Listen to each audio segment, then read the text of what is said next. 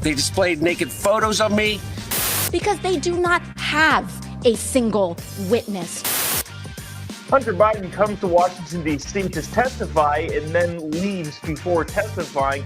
More no evidence emerges. Also, the peace people start another fight. It's happening all across the country. And maybe we'll get to this Boston story where the no whites Christmas party was supposed to happen. All that and more coming up on this episode of Daily Caller Live. Thanks so much for tuning in. My name is Jobob. Daily Caller Live starts right now. 2, 1. Here we go! Might be the only brown guy on earth named Jobob. That is actually their name, Jobob.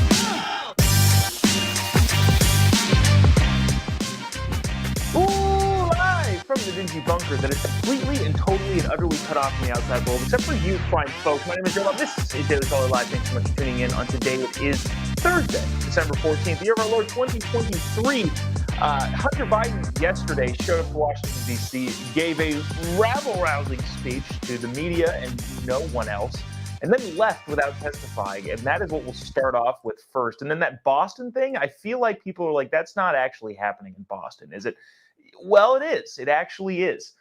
First, let me check something really quick. I've noticed some of you have been talking about there's been the video feed kind of cuts out randomly. Obviously would not like that to happen, but I feel like the internet speed here, I'm checking it right now, it looks fantastic. So hopefully that isn't the case today specifically. Hopefully I'm not Hunter Bidening you and not giving you all of the testimony that you want. But anyways, Mr. Shame comes to DC and gives a speech that literally nobody buys. I'm going to play you several clips from this, and then I'm going to play you an edited, doctored video that I don't find funny at all. But you have to stick around for that. Here's Hunter Biden showing up for his testimony behind closed doors that he ended up not testifying at. He ended up leaving because he would like a public hearing for some reason. Actually, I think I know why he wants a public hearing, but we'll talk about that in a second. Here's Hunter on what looks like the steps of the Rayburn building or something like that. Watch this. They have lied over and over about every aspect of my personal and professional life. So much so that their lies have become the false facts believed by too many people. No matter how many times it is debunked, they continue to insist that my father's support of Ukraine against Russia is the result of a non-existent bribe. They displayed naked photos of me during an oversight hearing. And they have taken the light of my dad's love, for me, and presented it as darkness. They have no shame. Hey, I've seen all the photos, Hunter. If anyone has no shame, it's the guy who videos himself in a hotel with a prostitute butt naked with a handgun and a crack pipe. And again, I don't like making fun of people with drug addict problems. It's not, I don't know. It seems like low-hanging fruit and also just kind of mean. But at the same time, if you're going to get up there and say the things that he said, sorry, this is target practice now. Rhetorically speaking, obviously. But Hunter Biden says a couple things there that I thought are very funny. He says, what is he? He accuses Republicans of not wanting to support Ukraine because of some bribe that Hunter took or Joe Biden took, which nobody is actually saying. Literally nobody is saying that. I think later on we're going to do a reel about punting poodles into outer space, which if you don't understand that, go to my Instagram feed. You'll understand it later on today. But anyways, Hunter Biden there saying that, the only reason that people are apprehensive against supporting Ukraine is because of this. And people are like, what? No, that's not at all true. And then he says, they showed naked pictures of me in a House Oversight Committee. Yes, because there were naked pictures to show, courtesy of you. I don't know, man.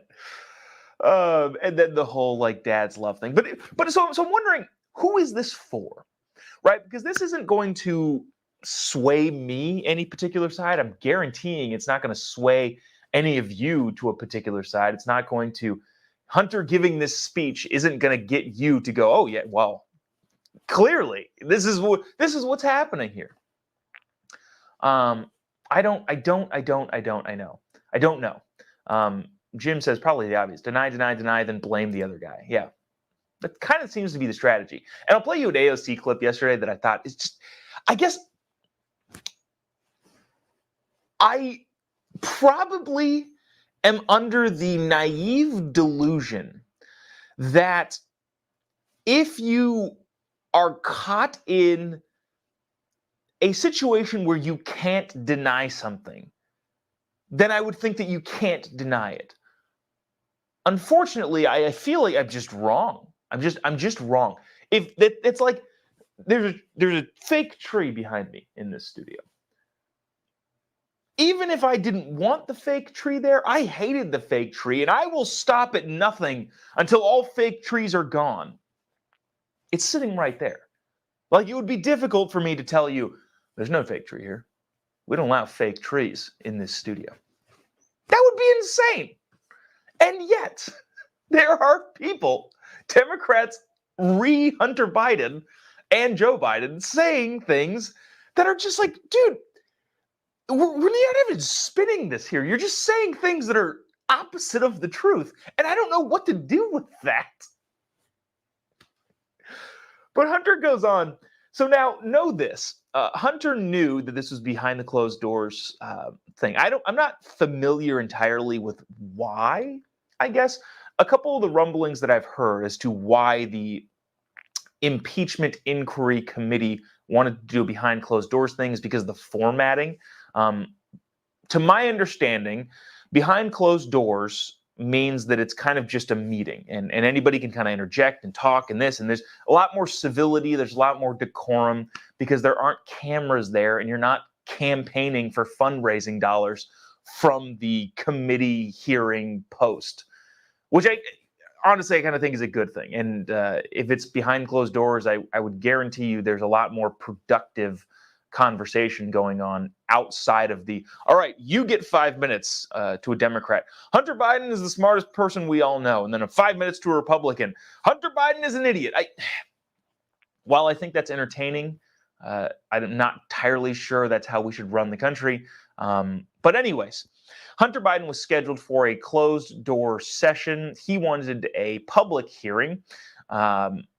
Why? Kind of makes sense to me because he can deny and just play the victim the entire time. I don't know that that would work, but I would imagine that that's his attorney's strategy. If we can get Republicans to be really, really mean to Hunter, which they would be, then we can effectively play the victim and the American people might side with us. That's, I think, why they wanted to do a public hearing. Anyways, he knew it wasn't a public hearing. He showed up to D.C. for a closed door hearing and then said this. Watch this. I am here to testify at a public hearing today to answer any of the committee's legitimate questions. What are they afraid of? I'm here. I'm ready. That's it. He then comes and says, I am here to testify in public. Well, hold on. No. You and your counsel and the whole world who is paying attention to this story knows that it wasn't a public hearing. So then to show up and say, I'm here for a public hearing. You know, well, no, but that's not what happened. Well, then he left. I should have let the video play out a little bit longer. But he just walked away and just like, all right, I'm done then. That's like if Derek Jeter showed up to the NBA Finals and said, I'm here to play shortstop. And everyone's like, you know this is a basketball game, right? And he says, if I'm not here to play shortstop, what are these people afraid of? Are they afraid of my shortstop ability? Are they afraid of my on-base percentage? What is it that makes these people of the NBA so afraid of me playing shortstop? No, Derek, this is a basketball game. I don't mean to pick on Derek Jeter. There's no reason for that. I know this is the first thing that popped in my head. But that's effectively what this is. Hunter Biden came here, lectured everybody on a speech that nobody believed really. Like, again, I don't know who that's for. Maybe it's like the moderate Democrat trying to sway them back on the president's side. I don't know. But then says, I'm here to testify publicly. But that's not what this is. Okay, fine, I'm leaving. All right, great. Now, a lot has been made about, well, you know what? Actually, let's go to this first. Let's save dessert for the end. And trust me, it's funny. I mean, it's not funny. So Hunter effectively yesterday defied a subpoena by Congress into the impeachment inquiry. Congress also voted yesterday to continue the impeachment committee. Oh, and if you remember from this show, what is it, Tuesday or Monday? I said that was a bad idea. Impeaching Joe Biden over this stuff is dumb. It isn't in the top 5 issues that voters are voting on this cycle. They're voting on the economy and immigration. Those are the top 2, and it's not even close. So impeach him on the border.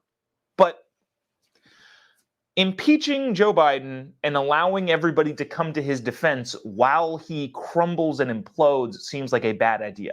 So we can have 2 thoughts in our head at the same time. I think impeachment inquiry into the Hunter Biden collusion, corruption stuff is not a great idea. I think that's not condoning that behavior in any way, shape, or form, but I think that is going to crumble under its own weight. Joe Biden is going to implode because of that, regardless of whether or not Republicans impeach him. And if that's already going to happen, if the American people can see it plain as day in front of their face, despite people saying there's no evidence, then why get in the way of that train wreck? Which is what I feel like an impeachment inquiry is doing. Now, that being said, don't think impeachment is probably the best idea politically. Let the guy implode, get somebody into office in 2024 that we like. And also, shouldn't we be consistent with things? Remember Joe Biden saying this on the January 6th subpoenas? He said that, well, effectively he said this, defy a subpoena, get prosecuted. Well, watch this. Message to people who defy congressional subpoenas on the January 6th committee. I hope that the committee goes after them and holds them accountable. Should they be prosecuted by the I Justice do, Department? yes. Do you support term limits for the Supreme Court? Okay, so No. pretty clear as day. I think that was Caitlin Collins before she had the big CNN job, but says, should people be prosecuted? Should they be prosecuted for defying a congressional subpoena? Joe Biden says yes, absolutely. And then yesterday, Hunter defied a congressional subpoena. So according to Joe Biden, they should be prosecuted. He should be prosecuted. Unless, of course, specifically the question there was asking January 6ers, if they defy congressional subpoena, should they be prosecuted? Joe Biden did answer that to yes. Now, I would assume that he is being consistent. It means, no, everybody defying congressional subpoena should be prosecuted. But also, considering how hyper-partisan Joe Biden is and has become, maybe he's just talking, no, my political opponents, those are the people that should be prosecuted for defying subpoenas, not my sweet baby Hunter. And, well, lastly, but not really lastly, because like I said, there's a joke that I do not condone coming up. But lastly, in the actual things that are important, is this. I don't, this is where we're talking about, like, I don't know what to make of this. Like, I used the tree analogy earlier. Like, if I say I hate artificial trees, there is not an artificial tree anywhere on the premises, it would be very difficult in the camera view for me to deny that there is an artificial tree behind me. And yet, despite all of the evidence, despite all of the testimony, you get people saying stuff like this. And AOC, I just choose to pick on her because, I don't know, it's fun. But Jamie Raskin also saying the same thing. Adam Schiff's show, who is trying to go on all the cable news channels because he's running for Senate in California, also saying the same thing. But all of the Democrats unified in their voice saying there is absolutely no evidence, watch this from AOC, And then we'll discuss all of the evidence and all of the people who already have testified despite her claims. Check this out. That not only is the committee not allowing Hunter Biden to testify publicly, but they have not called a single witness, a single first-hand witness to any of their allegations. They haven't allowed anybody to testify publicly because they do not have a single witness to any of their alleged allegations. They don't. See, okay, and again, I don't know what we do here. Like, look, Al commented on, oh shoot, comments are flying through. Tons of evidence. Ryan says, I want some of what she's smoking. Holy cow, there's a lot of people not excited that we're playing AOC talking. She's saying, well, there's no, I don't think she said there's no evidence here, but she has said it before. But she said there's not a single witness to any of their alleged allegations. Okay, I guess in theory, this particular group / committee, the impeachment inquiry committee, hasn't called a witness that is willing to testify publicly. But also, that's because they already did. You see, I don't know if she's aware of modern technology, but if somebody already testified in front of Congress, the testimony is still available for people to see and watch. So there's really no need to do it again. Tony Bobulinski, Hunter's former business partner, who admitted Joe Biden is the big guy, testified in front of Congress. Devin Archer, I can't remember if his was closed door or behind closed doors or public, but regardless, he made the media rounds as if it were public. Hunter's former business partner and best friend, who said Hunter put then Vice President Joe Biden on the phone, on speakerphone, with 24 times at least during the meetings with foreign associates. Again, no credible witnesses, despite, those two witnesses. But also, remember the IRS whistleblowers? Remember those 2 IRS whistleblowers that testified in front of Congress in a public hearing, one of which was a Democrat, a gay Democrat. Not that the fact that he's gay matters, but Democrats loving to play identity politics. Wouldn't that be like the last person that you would think would testify against the president? This was back when the DOJ was refusing to charge anybody with crimes. And how does that relate to this specifically? Well, if it turns out that the president was sending the message down to his administration saying, do not go forward with this, yeah, that would be a huge problem regarding the president, not just Hunter. But remember, 2 IRS whistleblowers. And again, I know she doesn't specifically say no evidence here, but she has before. She's tweeted it a bunch. The bank records, emails, phone calls, texts, visitor logs, sworn testimony all refute what AOC is saying, that there's absolutely no one willing to testify and there's no evidence. But of course, I don't know. I don't know. Again, I don't know what we do with this. I know there's some people in the comment section that are getting kind of worked up about this and upset, which I understand being upset about it. But at the same time, I wouldn't waste your energy here because I feel like, it's one of those things where, like, if you're claiming something so blatantly not true, well, this goes on to a whole different theory, and I won't take a ton of time on this. This is my theory. This is my problem with the Ron DeSantis Gavin Newsom debate. Talked about it at length, but very briefly.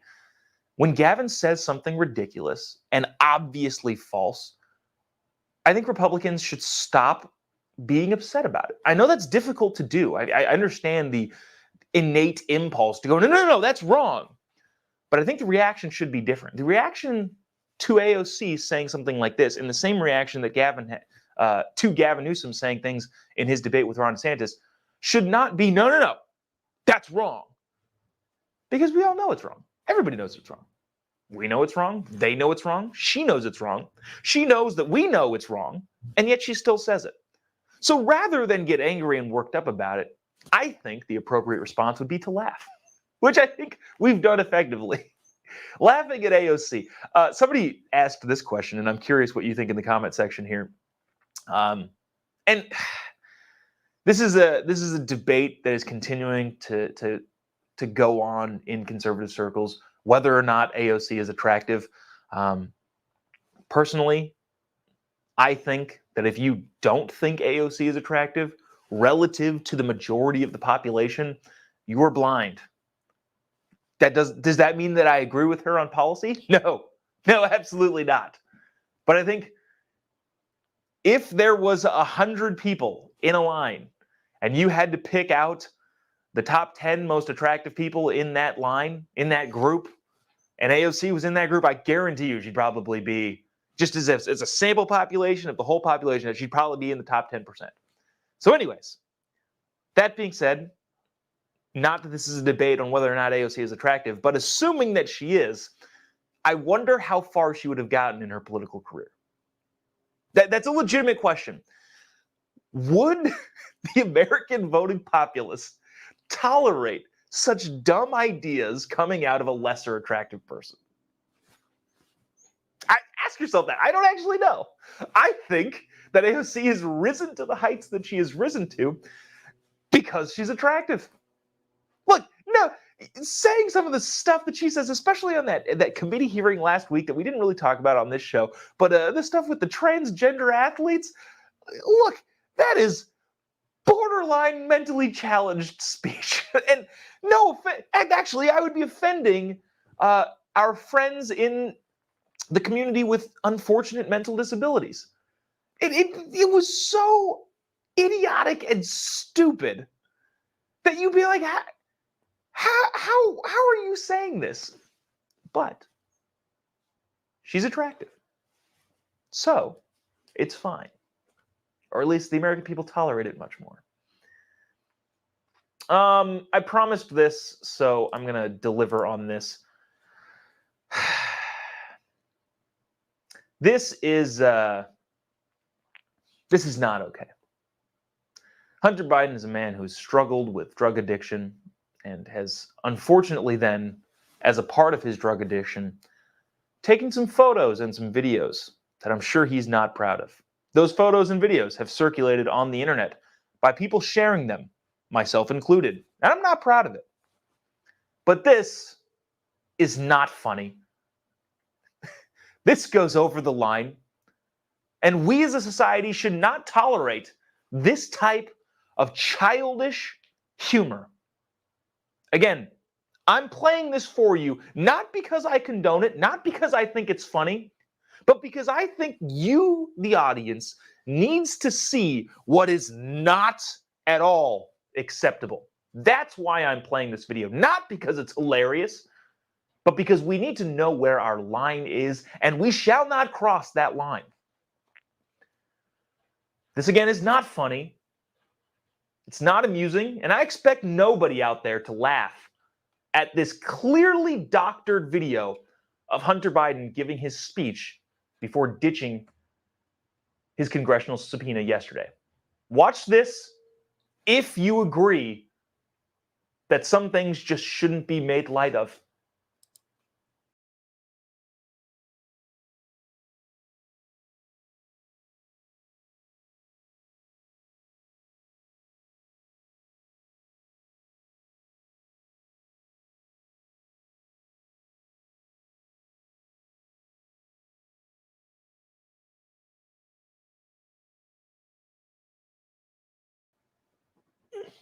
Absolutely not.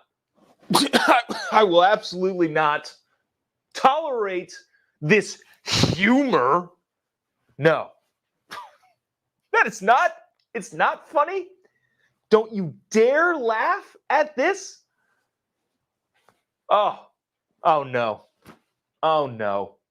There are people in the comments section who are defying my edicts to not amuse themselves with something as unfortunate and as unflattering as this edited video. This is just unacceptable. Marcel says, OMG, laughing, crying face. Keith says LMAO. No, guys, no. Mike saying, God, I love some people. Who? The people that say that this is unacceptable on Twitter? Yes, those are the people that I love. Jody asking, where's the crack pipe? That actually would be a good addition to this terrible and not funny video at all. You know what? There are too many of you in the comment section. Harold saying it's hilarious. Lisa saying funny. David saying laughing, crying faces.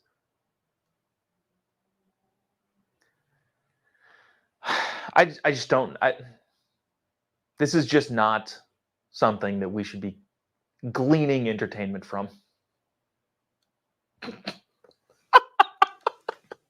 Wait.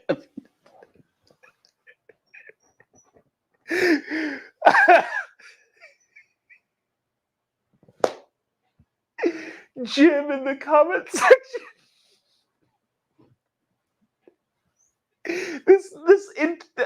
The visual of that, Jim, entered my mind. Jim says I got up and danced with him.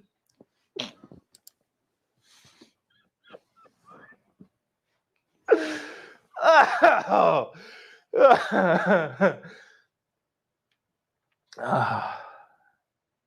You guys, this is not funny. Okay? That is not the type of humor that we appreciate on this show. But I digress. How did we talk about Hunter for this long? We're barely going to get to this. An entire transition. Actually, you know what? Let's go to this first. Because I feel like the Boston mayor thing is interesting, but it's interesting for the sake of being interesting. It's just flat out stupid. Lisa says, I just choked on my fried rice. Why, Lisa? Were you laughing at that? That unfortunate picture that was edited hilariously on Hunter talking? What are we talking about now? All right, the Peace People. This happened in LA. This is a rough transition into a new thing. The Peace People. So yesterday on the 110 freeway in Los Angeles, California, a bunch of the people that are pro-peace somewhere else started a fight where they are.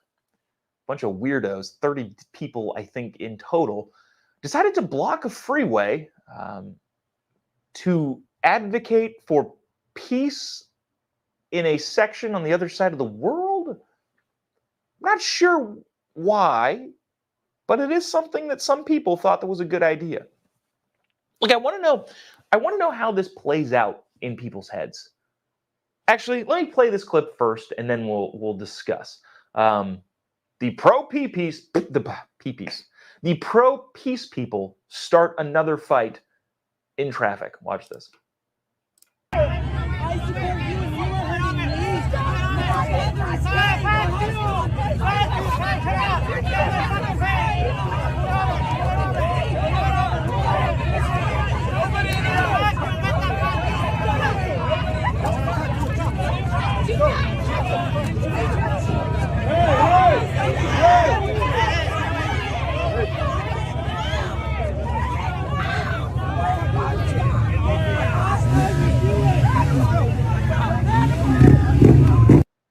Yeah, a bunch of people tried to block the freeway, effectively blocked the freeway, not letting cars pass, which if I were behind that, I would be infuriated. I go back and forth on what I would actually do. I don't. Okay, so just tease this out with me. What actually happens if I'm in my truck and somebody blocks the freeway, and I go 2 miles an hour? Because at the end of the day, they're not going to stop the truck. There's no amount of human pushback that is going to stop my big ol' F-150. It's just not going to happen. So let's say I just creep at 2 miles an hour until I'm past the crazy people.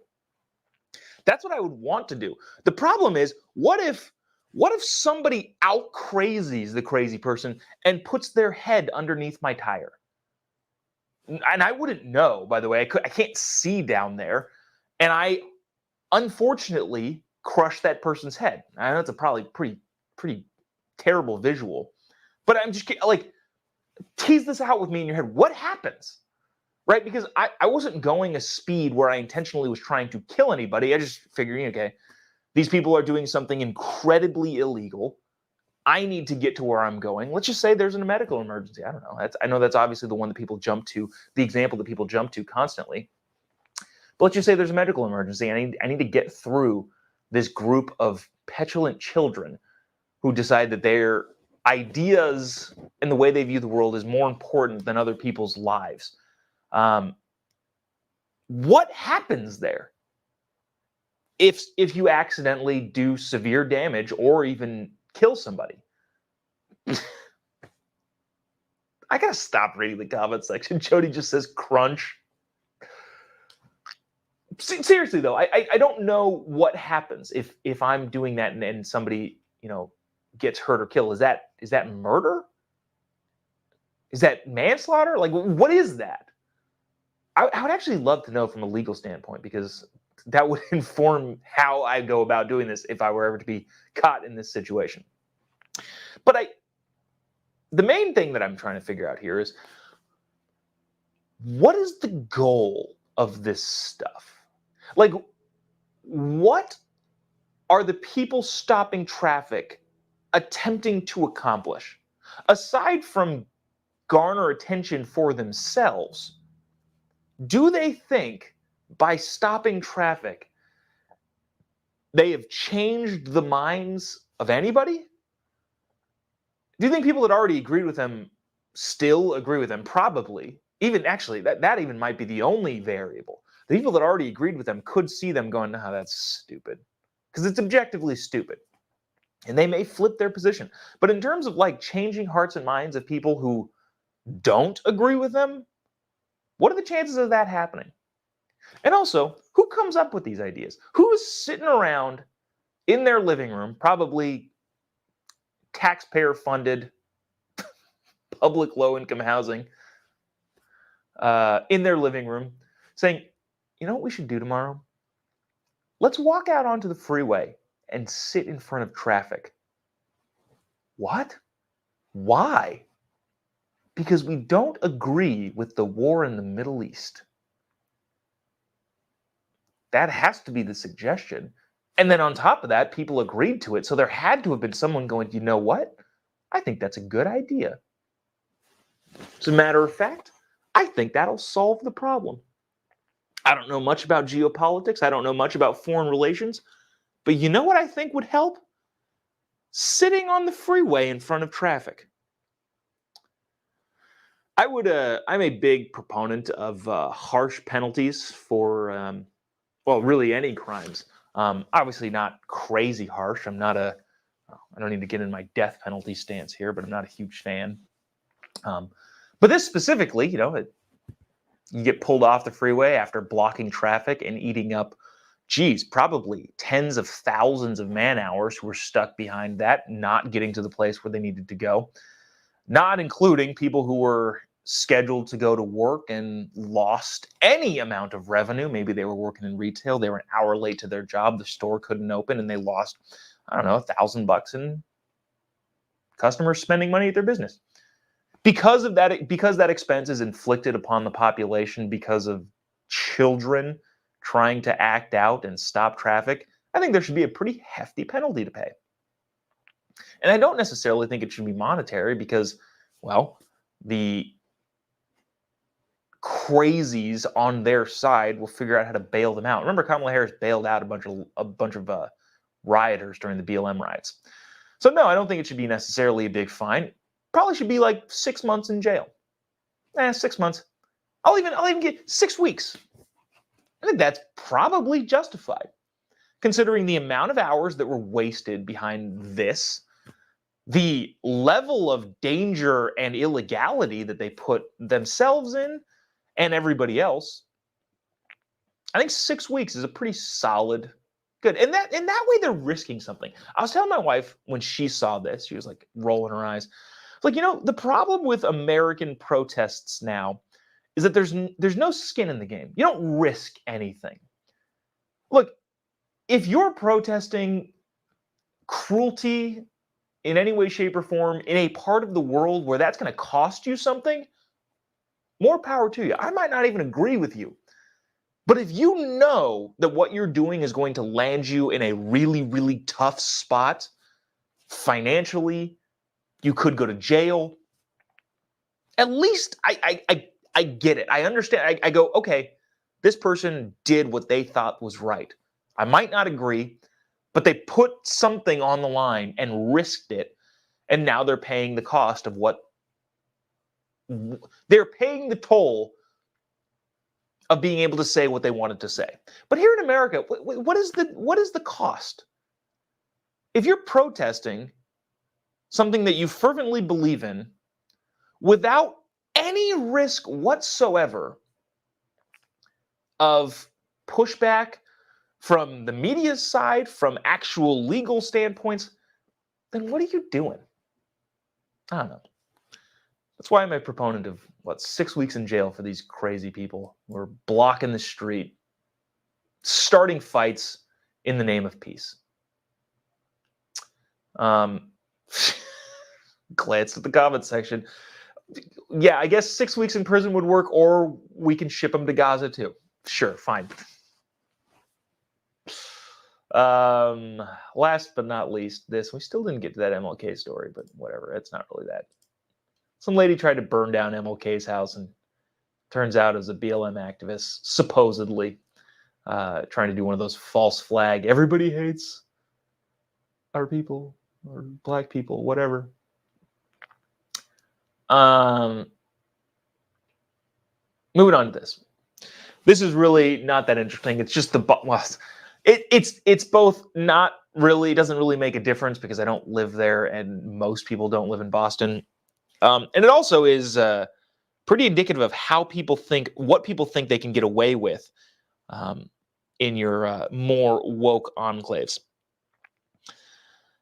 The mayor of Boston put out an email. On behalf of, there we go. Yeah. Her director of city council relations, the mayor of, sorry, I'm all over the place here. So the mayor issued a statement via her deputy, what is it, director, city community relations, that said this. City council members got an email saying, on behalf of Mayor Michelle Wu, I cordially invite you and a guest to the Electeds of Color holiday party on Wednesday, December 13th. That was yesterday at the Parkman House. When did this email go out? I wonder how old this story is, but the party would have happened yesterday evening. Now, if you weren't paying attention closely to the verbiage in that email, I would like to cordially invite you and a guest to the Electeds of Color holiday party. In other words, no whites. Now, I think the interesting thing here is that, okay, the invitation to the coloreds only holiday party included a guest. Now, did the guest also have to not be white? Because if that's the case, then the mayor herself that issued the invitation wouldn't be able to bring her husband, which is the picture that I'm now showing you. I don't know. I don't know how seriously to take this because, again, you've got a crazy person who is just so damaged with ideological nonsense that it's difficult to even have a conversation with them as much as I would like to. But the Christmas party in Boston did not feature any of the whites, according to a very privileged individual, it would look like. I read into a little bit of Michelle Wu's backstory. I think daughter of immigrants, and then was afforded the opportunity to attend American public schools or American private schools, and I think went on to go to Harvard. And well, isn't that pretty privileged? I don't know. Not against privilege, but you seem to be, so Therein lies the problem. Anyways, that's that. And that'll do it for us today. Appreciate you sticking around, tuning in. If you haven't already, give me a follow on any of your social media platforms. Just type in JOBOB pretty much anywhere. You'll be able to find me. Anything, nothing really worth substantive, worth reporting or acknowledging as of yet. But anyways, appreciate you sticking around, tuning in. We will see you tomorrow, same time, same place. And do not share that Hunter Biden video. It's not funny. Don't share it. Do absolutely 100% do not share that. But also, if you do, it would really help me out. Anyways, we'll see you tomorrow, same time, same place. God bless America.